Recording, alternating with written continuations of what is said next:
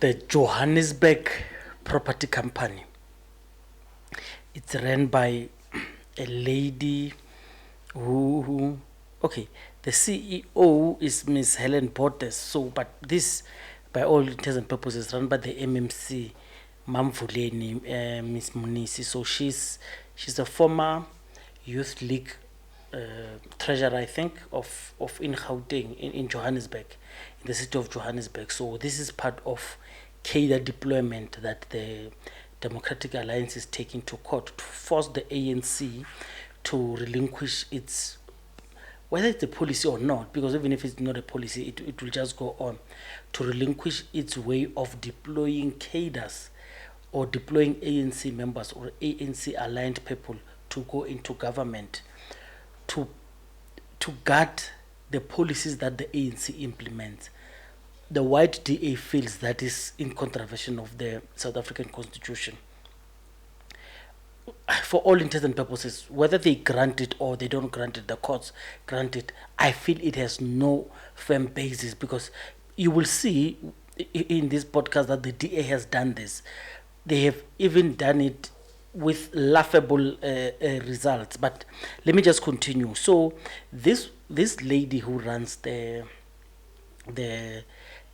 city of Johannesburg property company, this podcast, in fact, I'm doing it in response to people who were questioning that why would I want to blame the African National Congress, for instance. That's number one. Number two, I'm doing it to prove that yes, the ANC has a cadre deployment policy that is somewhat failing, but they are not the only ones. Those who are pointing fingers, like the Democratic Alliance, they are also to blame. So number one, she's the MMC. She was deployed into this position last year in I think late of 2022, and by January she had already gotten rid of the people that she didn't like. So there's a guy who's acting chief CFO, and the position has been advertised with good intentions. The COO is advertised, and the CFO is advertised for this company to run all these buildings, these corrupt buildings. So ever since I did the podcast, 2 other hijacked buildings have burned down in the city of Johannesburg, without fatalities, of course. But this is a response to show that yes, the African National Congress, the ANC, the ruling party, has control over this, because they have deployed their people in government institutions, in strategic areas where this can be stopped, but they are not stopping it. So Sipom Mzobe is the acting chief financial officer.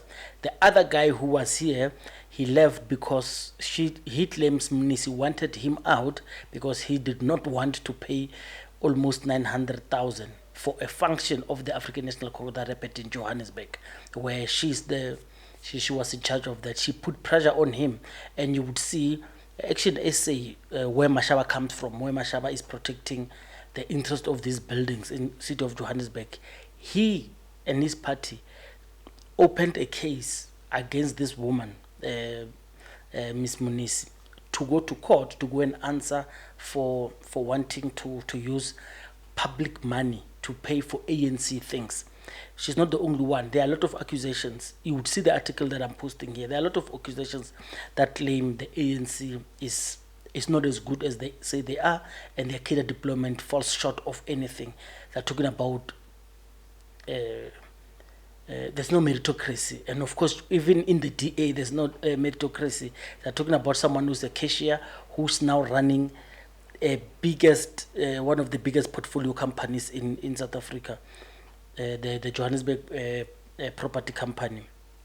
So all of which that you would have seen here is juxtaposed with what the DA says they do.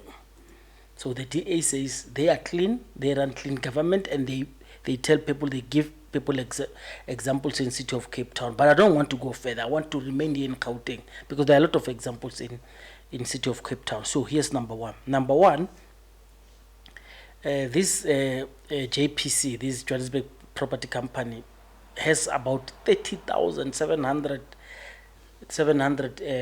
buildings in the city of Johannesburg, and it's ran as poor as that, and the DA is complaining. So the board was appointed this year in March. The problem that we have here is city of Tshwane has employed a gentleman who's a bodybuilder who has no qualification for what he was doing. He was earning more than $1 million. Do you know how he got on with this? Because number one, he is white. Yes, he is white. And I mean, from 2018, 2017, okay, 2018, 2019, 2020, it was only recently that he relinquished his position in city of Pretoria, in city of Tshwane. You know what happened? The white DA, who has themselves, their senior members in parliament, John Esdazen and Mazoni, they do not have post-matric qualifications. They are the ones who make a lot of noise about those JPC people who are employed without qualifications. And they are using this media that is a darling to them to point out these things as if they are clean. This dude, who's a bodybuilder, left the city of Tshwane after this pressure was applied on him and the DA. Guess where he went? He went just less than 70 kilometers away on the R21 to the city of Ekurhuleni, east of Johannesburg.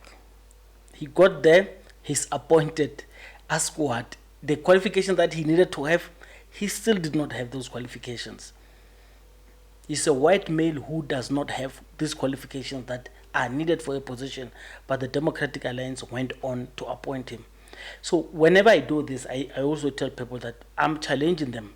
Me digging, I dug as far as this. I dug as far as he himself, this bodybuilder, who said he does not have qualifications, but he's working on it.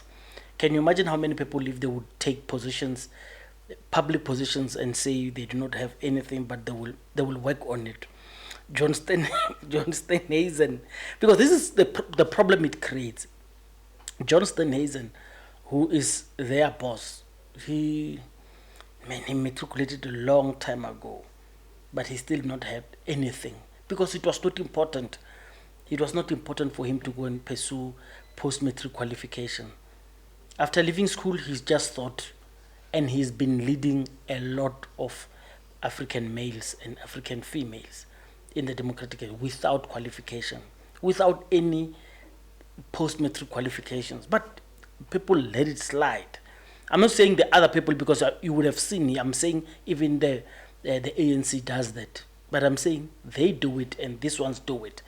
The EFF, you might want to ask, well, they are not in power yet. We'll see whenever they get into power.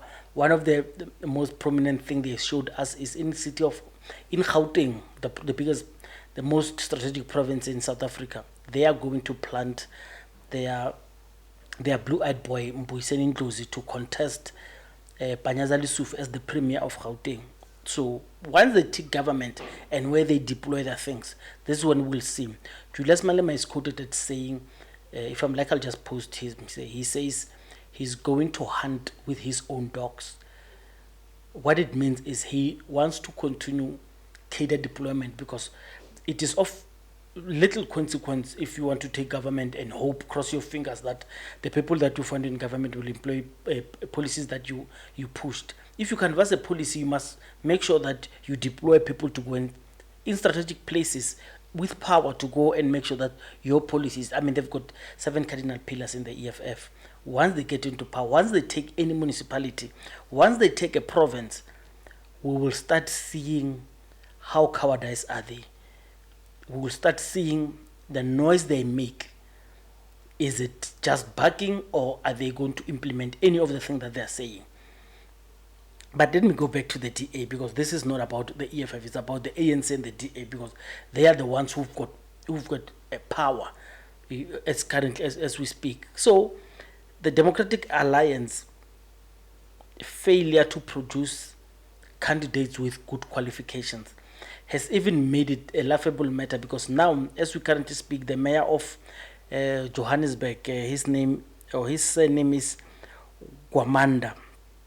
So Gwamanda, when he was asked for his qualification, he said, he said, like the DA head of like the DA Stenhazen, why would they want to ask him if they did not ask him? So you see, the dropping of a standard is very important whenever these things are at play. But let me stop it there.